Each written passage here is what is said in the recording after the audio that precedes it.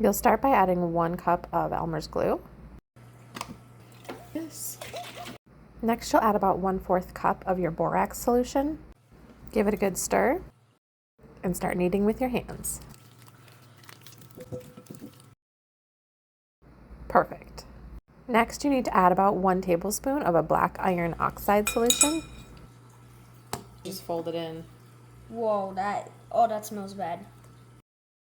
It's kind of hard to stir, so go ahead and fold it in. Oh, this is perfect.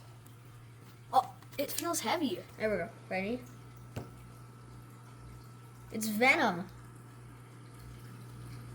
It's absorbing